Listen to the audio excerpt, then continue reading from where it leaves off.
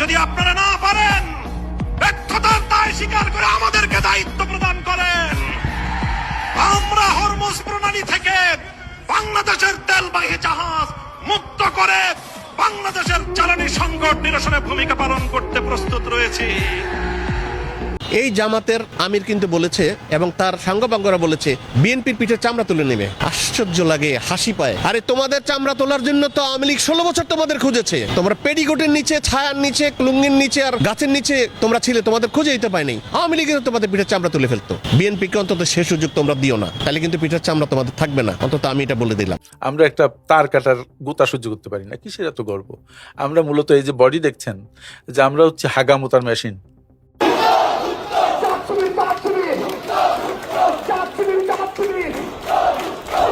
জামাতকে এতখানি আপনারা হাইলাইটেড করে কথা বলতে পারেন, কিন্তু আওয়ামী লীগ নিয়ে কথা বলা যাবে না, কারণ তারা গণহত্যা করেছে।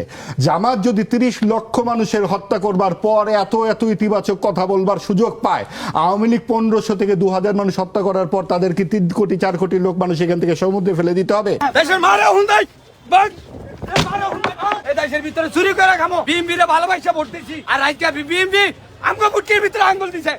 বিএমপির মারে যদি জামাতের সর্বসময় ভালো লাগে, তারা 5 ওয়াক্ত রোজা নামাজ করে এবং তারা কখনো কারোর একটা টাকা মারিয়া খায় না। রিক্সায় উঠলো, রিক্সা টাকা সুন্দর মতো দেয়। জামাত ইসলামের সংসদে কিছুই করার নেই, কিছুই করতে পারে না। এতগুলো আসন পেয়েছে, 70টা আসন কি হয়েছে? 149টা আসন পাওয়া আর 151টা আসন পাওয়ার মধ্যে রাত এবং দিন পার্থক্য হইতে পারে, 2টি আসনের মাত্র ডিফারেন্স। কিন্তু 151টা আসন যে পাবে সে সংসদকে নিয়ন্ত্রণ করবে। তাহলে কি আপনি এটাই বলতে চাচ্ছেন যে ক্ষমতা না পাইলে রাজনীতির কোনো ভ্যালু নাই? রাজনীতি মানে বৃহৎ জনগণের অস্ত্র, সমগ্র জনগণের নয়। তাহলে কেউ তো চেষ্টা করবে এবং সে কম ভোট পাবে, চেষ্টা করেন, পাবে। আপনি চেষ্টা করেন, কিন্তু আপনাকে মূল্যায়ন করতে হবে।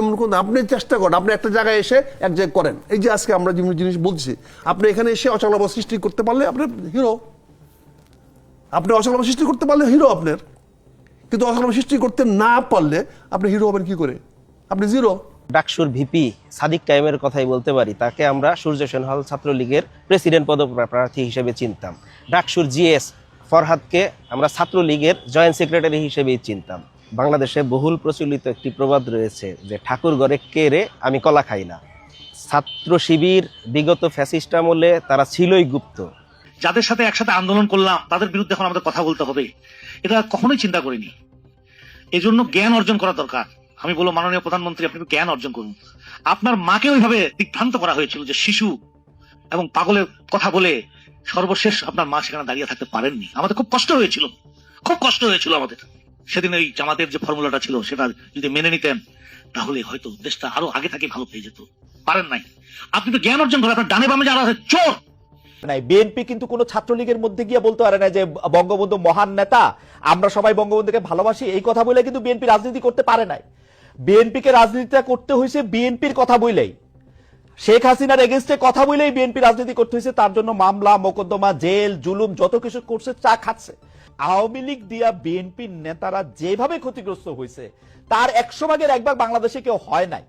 মিটফুডের চাঁদার এই ঘটনা যুগান্তরের রিপোর্টই আছে, আপনি দেখাতে পারবেন যে এই হত্যাকাণ্ডের সাথে ইসাক সরকারের নাম আসছে, বা এই চাঁদার এই যে মিটফুডের যে জঘন্য ঘটনাটা ঘটলো। তো এবং যখন ইসাক সরকার বিএনপির রাজনীতির সাথে ছিলেন, উনি তখন কিন্তু চাঁদাবাজ ছিলেন। আজকে যেহেতু উনি তারপরে নমিনেশন পায়নি, নমিনেশন না পায় উনি নিজে নির্বাচন করছে, 1000 মতো ভোট পাইছে। তো তারপরে এখন উনি কিন্তু সবচেয়ে বড় নেতা হয়ে গেছে, উনি সেলিব্রিটি এখন এনসিপিতে। ফলে বিএনপি থেকে যখন কেউ চলে যায় বা বিএনপি থেকে যদি কেউ মনোনয়ন বঞ্চিত হয় বা বিএনপি যাকে বহিষ্কার করে, যেমন আক্তার আজকে জাতির পিতা, তারপরে যে কর্নেল ওলি, হ্যাঁ, বিশাল সম্মান তার জোটে। ফলে বিএনপিতে যেগুলো আনফিট, এগুলো সবগুলো এনসিপি জামাত জোটের জন্য জাতির পিতা লেভেলের নেতা। এটা তো একটা কালচার পরিণত হয়েছে দেখতে পাচ্ছি আমরা। হ্যাঁ, তো এখন এইটার রাজনীতি কতখানি মানুষ কতখানি নিবে। আজকে এই যে আপনি যে খবরটা পড়লেন, হ্যাঁ, ইসাক সরকারকে যদি নমিনেশন দিত, উনি পাস বা ফেল যাই করতো, উনি ঠিক উল্টা কথাটাই বলতো যে জামাত শিবির নামলে একদম টেঙ্গি ভাঙ্গিয়া ফেলবো, এই কথাটাই বলতো। ফলে এইটার সাথে কোনো মোরাল পজিশন বা এথিক্যাল কোনো স্ট্যান্ডার্ড আছে বলে মানুষ মনে করবে না অন্তত, বা যারা রাজনীতি বোঝে। এটা জাস্ট উনি ওনার পজিশন বদলাইছে, এই কারণে ওনার বক্তব্য বদলাই গেছে। ফলে পলিটিশিয়ান কারা, ওনার পজিশন বদলাইলেও যার বক্তব্য বদলায় না সে হলো পলিটিশিয়ান, মানে সে হলো সিজন পলিটিশিয়ান। আসসালামু আলাইকুম রাহমাতুল্লাহ। দর্শক, আশা করি ভালো আছেন। দেখছিলাম শিরোনাম, এখন দেখবো বিস্তারিত। দর্শক, আজকে আপনাদের মাঝে কিছু গুরুত্বপূর্ণ ভিডিও নিয়ে উপস্থিত হয়েছি। দর্শক, ইতিমধ্যে আপনারা দেখেছেন আজকের আলোচনাটি কতটুকু গুরুত্বপূর্ণ, তাই ভিডিওটি না টেনে শেষ পর্যন্ত দেখতে থাকুন, জানতে পারবেন আসল রস। দর্শক, আমার এই ভিডিওটি ভালো লাগলে অবশ্যই লাইক, কমেন্ট এবং সাবস্ক্রাইব করুন, সাথে থাকা বেল আইকনটি বাজিয়ে, এবং অবশ্যই বন্ধুদের সাথে ভিডিওটি শেয়ার করবেন। আমি আর কথা বলবো না, চলুন শুরু করি বিস্তারিত।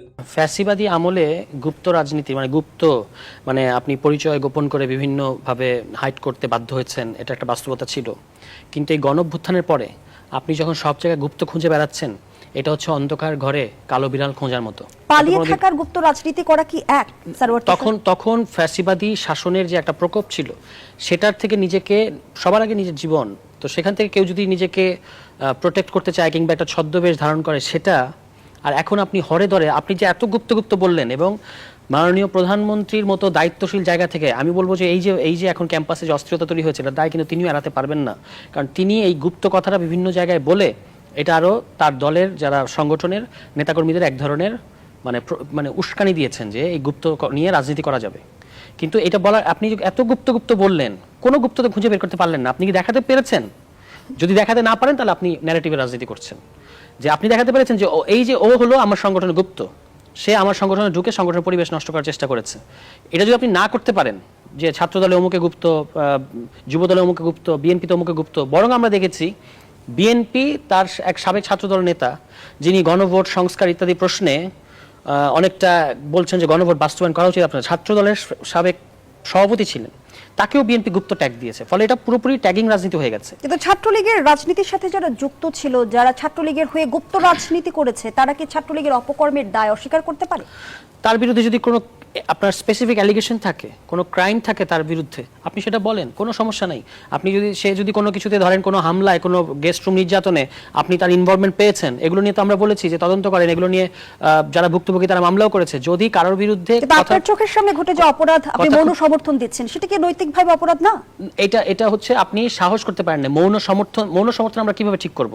আমি চুপ ছিলাম, তাহলে আপনি বলবেন যে মৌন সমর্থন, এটা বলা যাবে না। মানে কথাটা একটা হলো নীতির আলাপ, মোরালিজমের আলাপ, আর একটা হচ্ছে অপরাধ, যে এই বিষয়ে আপনি তার অপরাধ হিসেবে তাকে পেয়েছেন। আচ্ছা ধরেন এই যে চিটাগং এর সিটি কলেজে যে ঘটনাটা, এখানে কে ছাত্রদলের হাতে অস্ত্র ছিল না শিবিরের হাতে অস্ত্র ছিল, এটা তো মূল বিষয় হওয়ার কথা না। আইন শৃঙ্খলা বাহিনী কি এটা দেখে সিদ্ধান্ত নেবে? আইন শৃঙ্খলা বাহিনীর কাজ হচ্ছে যার হাতে অস্ত্র দেখা গেছে তার পরিচয় শনাক্ত করতে হবে এবং তাকে অ্যারেস্ট করতে হবে। ছাত্রদলের সেই নেতাকে কি আমরা অ্যারেস্ট করে দেখলাম? শব্দ নিয়ে তাদের কোনো মাথা ব্যথা নেই। যদি মাথা ব্যথাই না থাকে, তাহলে চট্টগ্রাম সিটি কলেজে সংঘর্ষের দায় আসলে কার উপর বর্তায়? যারা অস্ত্র নিয়ে এতটা সংক্ষুব্ধ করে যারা অস্ত্র নিয়ে মহড়াবাজি করেছে এই গণঅভ্যুত্থানের পরে, অনেক সময় এটা ঘটেছে, শুধুমাত্র চাঁদাবাজ বলা হয়েছে, বিএনপি রিঅ্যাক্ট করেছে, ছাত্রদল রিঅ্যাক্ট করেছে। আমি বলেছি একবার যে আমার পোস্টার ছিঁড়ে ফেলা হচ্ছে আমার এলাকায়, আমি কে করেছে যেহেতু আমি জানি না, আমি কোনো অ্যালিগেশনও দিইনি কারোর বিরুদ্ধে। আমি দেখলাম যে ঠিকই বিএনপি রিঅ্যাক্ট করলো, মানে বিএনপি নেতাকর্মীরা, ছাত্রদলের নেতাকর্মীরা, ছাত্রদল না বিএনপি নেতাকর্মীরা, এটা অনলাইনে। তো আমাদের তো 5 আগস্টের পরে একটা রাজনীতি তৈরি হয়েছে যে কোন কথাটা কাকে ইঙ্গিত করে বলা হচ্ছে।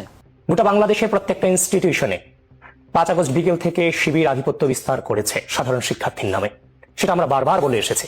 এবার আসেন, যে ফটোকার্ডের কথা বললেন, গতকালকের ফটোকার্ড কিন্তু শেষ ফটোকার্ড ছিল না, এটা ছিল এক্সট্রিম পর্যায়ে, যেটার পুঞ্জীবিত একটা খুব ব্লাস্ট আউট হয়েছে গতকালকে। এই যে দেখেন, আমি যদি বলি এই মুহূর্তে বসে আমি যদি একটা ডকুমেন্ট শো করি, সুমাইয়া বান্না শিবিরের অ্যাক্টিভিস্ট, সে একদিন আগে পোস্ট করেছে যে এক পাক আর্মির স্ত্রী বলেছিল টোকাই দিয়ে গড়া জাতীয়তাবাদী ছাত্রদল পাক আর্মির স্ত্রী। আপনি চিন্তা করতে পারতেছেন? এরপরে এই সুমাইয়া বান্না গতকালকে পোস্ট করেছে, দাঁত কি শুধু মোসাদ্দেকের উঁচু নাকি কৃষ্ণাঙ্গদের রাতের রানীরও উঁচু? সহ্য করতে পারতেছেন তো আপনি? রাখেন, জি আসবো। এই সুমাইয়া বান্নার সাথে কার ছবি দেখতে পাচ্ছেন? আমার সাথে বসে আছে সাদিক কায়েমের ছবি দেখতে পাচ্ছেন। এখন আপনি আমাকে বলেন, যারা এই ধরনের নোংরা রিলেটিভ 5 আগস্টের পর থেকে একের পর এক ছড়িয়ে গিয়েছে, এই ঘটনা ঘটার পর আমরা সন্দেহ কাকে করব? স্বাভাবিকভাবে আমি শিবিরকে করব। আমাকে আজকে সুযোগ দেবেন, ওনাকেও সুযোগ দেবেন, কিন্তু ডকুমেন্টগুলো সব আসবো। এবার আসেন, এটা হচ্ছে একটা ডকুমেন্ট আমি আপনাকে দেখালাম। এবার আসেন যেখান থেকে এগুলোর উৎপত্তি হয়েছে, প্রিয় দর্শকবৃন্দ, অল এভিডেন্স। এবার আসেন, অল এভিডেন্সে শুরুতে যাই যেখান থেকে 5 আগস্টের পরে আমাদের এই নোংরা রাজনীতির উৎপত্তি, এই যে ঢাবি কণ্ঠস্বর, যে ঢাবি কণ্ঠস্বর এখন তার নাম পরিবর্তন করে ডেইলি ডাকসুতে রূপান্তরিত হয়েছে। প্রিয় বাংলাদেশ, আপনাদেরকে দেখাচ্ছি আমি এই যে ঢাবি কণ্ঠস্বর, একের পর এক। সহজে জান্নাতে যেতে চাইলে আগে টেম্পো স্ট্যান্ডে আসুন, বিএনপি নেতা সালাউদ্দিন আহমেদ। এভাবে যত ধরনের ভুয়া ফটো কার্ড আছে ঢাবি কণ্ঠস্বরের নামে 5 আগস্টের পরবর্তী সময়ে ঢাকা বিশ্ববিদ্যালয়ের মাটি থেকে এগুলোকে ছড়িয়ে দেওয়া হয়েছে। এই যে আমি দেখালাম, এটা হচ্ছে ঢাবি কণ্ঠস্বর। প্রিয় বাংলাদেশে যে ঢাবি কণ্ঠস্বর। এবার আসেন নাম্বার 1, এবার আসেন নাম্বার 2, ডিউ ইনসাইডার। এই যে ডিউ ইনসাইডার দিয়ে যত ধরনের অপতথ্য অপপ্রচার ঢাকা বিশ্ববিদ্যালয় থেকে প্রয়োজন। তারেক রহমান হিন্দুদের জন্য 20% কোটা বরাদ্দের কথা বলেছেন, পরে ভোট বাহিনীর ঘুম নেই। আমার কথা হলো ক্ষুদ্র নিগোষ্ঠীর কোটা পেলে হিন্দুরা কেন নয়, তানভীর ভাবি মায়ের। এভাবে আমরা লম্বা সময় ধরে আলোচনা করব, আসবো আপনার কাছে। না আমাকে কিছু সময় দেন, শেষ করতে দেন। তিনজন অতিথি আছেন, আমরা সময়টা বন্টন করতে চাই। ডিউ ইনসাইডার। এবার আসেন ডেইলি ডিউ অবজারভার। জি, এখন বর্তমান নাম ভয়েস অফ জেনজি। এই যে দেখেন, এই হচ্ছে ঘটনা। এই যে মিথ্যা যত ফটো কার্ড আছে এগুলো ছড়ানো হয়েছে। এবার আসেন, তাহলে 1, 2, 3 তিনটা পার্ট আমি শেষ করলাম, যেখান থেকে ঢাকা বিশ্ববিদ্যালয় থেকে বিষ বাষ্প ছড়ানো হয়েছে, যে কথা আমরা বলিনি আমাদের নামে করে। এবার আসেন, এগুলো কে করেছে? এগুলো তো কেউ করেছে, তাহলে কে করেছে? একজন অসাধারণ শিক্ষার্থীর আমল নাম, প্রিয় বাংলাদেশ, নাম ফয়সাল উদ্দিন, বাড়ি চট্টগ্রাম লোহাগড়া চম্বড়া ইউনিয়ন। আপনি এইদিকে দেখেন। হ্যাঁ, ডিপার্টমেন্ট ফার্সি ভাষা সাহিত্য, সেশন 18-19, মাস্টারদা সূর্যসেন হল, সে ঢাকা বিশ্ববিদ্যালয়ে থাকে। সাদিক কায়েমের বন্ধু। এবার আসেন, এই যে ডিউ ইনসাইডারে সে ছবি তুলেছিল যখন, তারও পরিচয় দিচ্ছি। এবার আসেন মেইন কথায়, ফয়সালের যে মেইন ফেসবুক পেজ কিংবা মেইন ফেসবুক আইডি, সেই আইডিতে যখন তার ফোনের যে স্ক্রিন ভিডিও আমরা নিয়ে এসেছি, তার নিজের ফোনের স্ক্রিন ভিডিও, এই যে Faisal, DU insider, DU observer, our speech, DU insider, English today, daily Ittehad, আস্তার বাজার, এই পেজগুলো ফয়সাল চালাতো।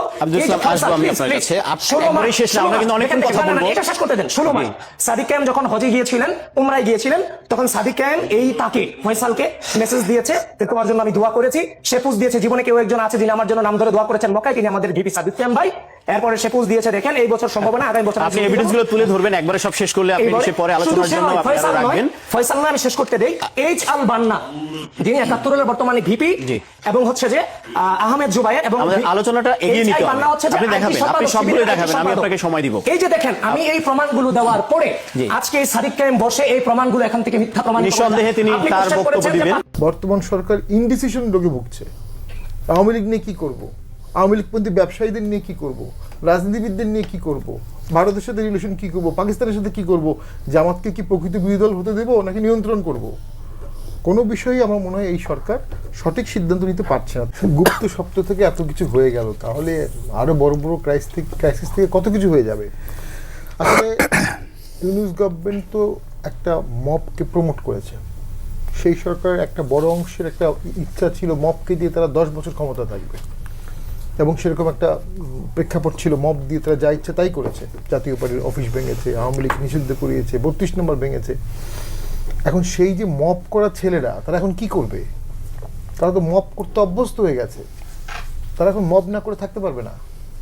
তাদের থাকার কথা ছিল ক্লাসরুমে, তাদেরকে ইউনূস নিয়ে গিয়েছে মন্ত্রণালয়ে।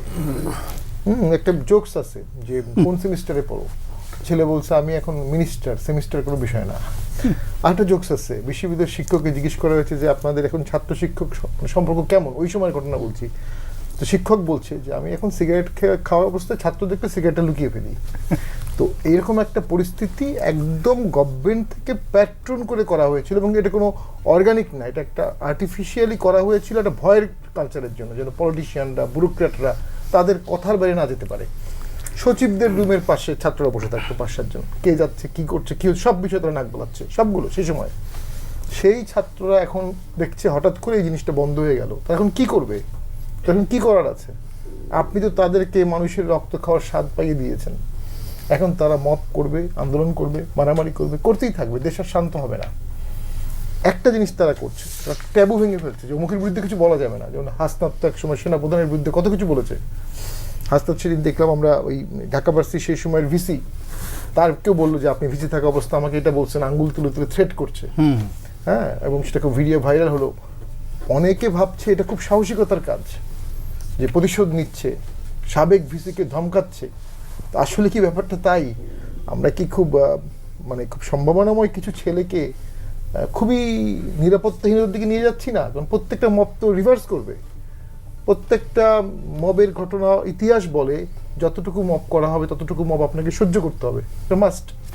এই ছেলেগুলোকেও একদিন না একদিন এগুলো ফেস করতে হবে। এবং এখন শুরু হয়েছে ছাত্রদল ছাত্র শিবির দিয়ে। আমার বাল্যকাল কেটেছে ঢাকা ভার্সিটিতে এই মারামারি টানামারি দেখে। ছাত্রদল আর ছাত্র শিবির, ছাত্রদল কান কাটতো, আবার শিবির অভিযোগ আছে রাজশাহী ইউনিভার্সিটিতে রক কাটতো। একটা এটা এই চলেছে অনেক দিন। তারপরে এগুলো অনেক ভ্যানিশ হয়ে গেল। ভ্যানিশ হলো কেন? যতদিন আওয়ামী লীগ ছিল ততদিন এই দ্বন্দ্ব ছিল না। তো এই দ্বন্দ্বের অবসান মনে হয় আওয়ামী লীগ ফিরে না আসা পর্যন্ত চলবে।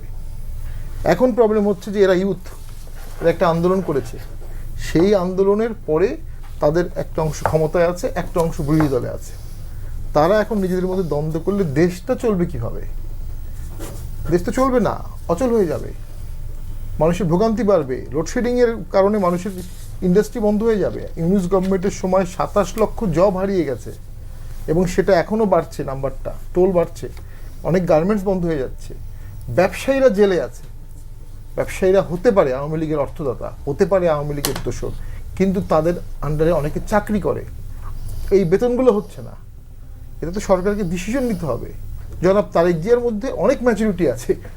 যেমন উনি গণপরিষদে শপথ নেবেন না ওনার এমপিরা পরের দিন, উনি আগের দিন জামাত ইসলামীর নেতা, এনসিপির নেতা সবার সাথে দেখা করলেন, পরের দিন ঠিক এমন একটা কাজ করলেন যেটা ওদেরকে অবশ্যই হার্ট করবে।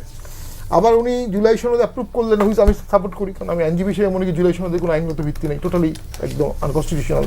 মান্না ভাই তো রেগে যাবে এটা শুনলে, কিন্তু আমার আইনি ব্যাখ্যা কি আছে। কিন্তু উনি আবার বলছেন জুলাই সনদ অক্ষরে অক্ষরে পালন করা হবে। তো কিভাবে আপনি একটা জিনিস বাতিল করে অক্ষরে অক্ষরে পালন করবেন? সো এখানে আমার কাছে মনে হচ্ছে যে অবশ্যই কিছু কিছু দিকে অনেক ম্যাচুরিটি গভর্নমেন্ট দেখাচ্ছে, কিন্তু রাষ্ট্র পরিচালনায়, সুশাসন অ্যান্ড ডেলিভারির ক্ষেত্রে আমি শেষ করে দিচ্ছি, তারা ব্যর্থ হবে। এবং ব্যর্থ হওয়ার খারাপ জিনিসটা হবে ডাকসুতে কিন্তু ছাত্র শিবির গভর্নেন্স দিতে পারবে এই আশাতে অনেক ভোট পেয়েছে, এবং তারা কিন্তু ছাত্রের স্বার্থ সংক্রান্ত বিষয়ে যথেষ্ট সোচ্চার। হলে খাবার, স্কলারশিপ, তখন কিন্তু মৌলবাদী শক্তির দিকে মানুষের ঝুঁকে যাওয়ার সম্ভাবনা থাকে।